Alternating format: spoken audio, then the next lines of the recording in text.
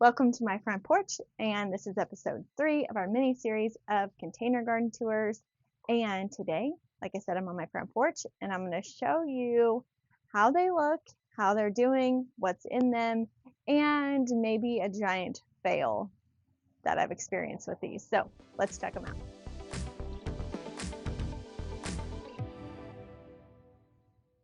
Welcome to my jungle. So I'm going to show you first what is in the container. So this combo is going to be the Emerald Isle Alocasia, a Chinook heart-to-heart Caladium, the White Wonder heart-to-heart Caladium, and this is the double Rockapulco Impatient there. And what I wish I would have added an ivy to it just to give it a little bit more texture down below. But or maybe even like a, oh, I forgot about the Kimberly Queen Fern. So there's a Kimberly Queen Fern in the center there. So a couple things that I was really hoping for. I was really hoping that the Emerald Isle would get a little bit bigger, and I was really rooting for this Kimberly Queen Fern to just really sprout towards the middle and give lots of texture and green foliage, but it just didn't. It didn't do it in either of them. I did it a little bit more in this one, but not as ton. This one actually looks better than what this one does plant-wise. You can obviously see that this one is super tilted, and I'm going to pull the camera back and I'm going to show you why. Yeah, so just not a great container that I have on the front porch, and there's a reason why it looks like that. But I do want to talk about the Chinook Caladium. So this heart-to-heart Caladium is actually the 2026 Caladium of the year next year. So be on the lookout. Lots of your garden centers that carry proven winners are going to probably carry lots of new varieties, and they're also going to focus on the plants of the year. So this is the Caladium of the year. So you're going to see this quite a bit probably in your garden centers. It did really well in this one. It's standing up a little bit more. It's more bushy in this one. And this one got a little bit more kind of leggy on me. The White Wonder Caladium, and this one I do always love the White Wonder, but I have since found the Snow Flurry Caladium. And if you liked the way that Bottle Rocket Caladium looked in my mother-in-law's garden, how it stays more bushy, more compact, and more just like it's just a nice even plant, that is how the Snow Flurry would be. It's just a more sturdier Caladium, I feel like. The White Wonder does really well. You can see it in both. It's performing excellent, but that Snow Flurry, it just gives just a hardier plant, I feel like, or a more compact plant. Yeah, I really wish that the Kimberly Queen Ferns would be like out to here. And I do kind of wish that my elephant ears, these Emerald Isles, were bigger. So I've had the Regal Alocasias up here before. Last year I didn't do any Alocasias and I just did Caladiums, and I loved it, but I really missed the dramatic look of the elephant ears. So I tried for the Emerald Isle because I do really love it, but just wish it was more. I wish there was more of them. And I wish it was bigger and even more of a jungle. But that's okay. They still do really good. I do find, though, sometimes I just took off one of like a yellow leaf here, that they go through their leaves a little bit quicker, I noticed, than most of them. So they're not for overwatering, not underwatering, just watering like normal.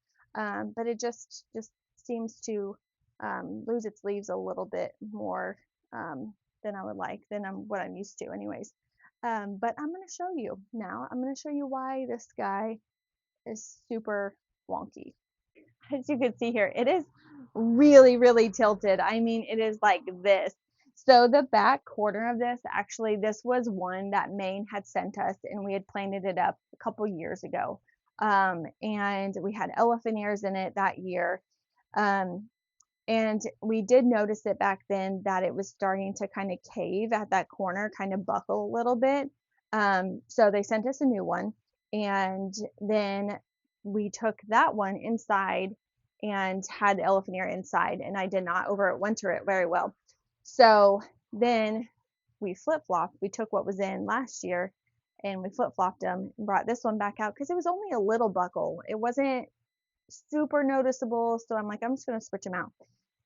But this year it just really buckled, probably mid-June, I was like, oh my gosh. And it's like it was too far into the season where we couldn't really replant everything. I mean, I guess I could, but I wasn't going to do that. So now we're just up here rolling into fall with this. So when you see back to school pictures next week, you're going to see this, or maybe we'll just kind of angle it this way so you guys are just seeing that one. But yeah, so if you're local and you're coming to my house for whatever reason, don't judge me. This was my mistake. I should have gotten rid of the container, but I didn't. So yeah, that is why that is really tilted and not great. But I'll bring the other one out for fall and we'll get it planted with mums and grasses and all the things and it'll be perfect again. I'm going to show you down here on the steps. I do have a couple of the Cascade hydrangeas that are by Proven Winners. We have them in these little urns down here and I really love them. At first I was like, even Chris was like, I don't really know about this. We should just go put them in the landscape somewhere. But I kind of like it. It looks nice. These, like I said, are the Cascade hydrangeas from Proven Winners. They are the Fairytrail Bride hydrangeas. And what I do love about these is they've been really, really easy. They get dabbled sun. They don't get a ton of sun, which I think is great for when they're babies like this, and then just like smaller, fresh leaves to stay out of the sun. But what I love is that this fall, I'm going to take these. I have 2 spots in my landscape that I know I want to put these in, and I'm just going to replant them. I have seen when we were at Spring Meadow, they actually were taking this and putting them in hanging baskets. And that's going to be a really great program to see come to life in garden centers, is to put this in there, because how pretty would that be instead of, your ferns, or even if you don't want to do white petunias, it's giving off those white blooms. It's really beautiful. It's going to hang over your hanging baskets. And these started pretty compact. I mean, it was not over the edge of these containers, and this is probably just a 12-inch container.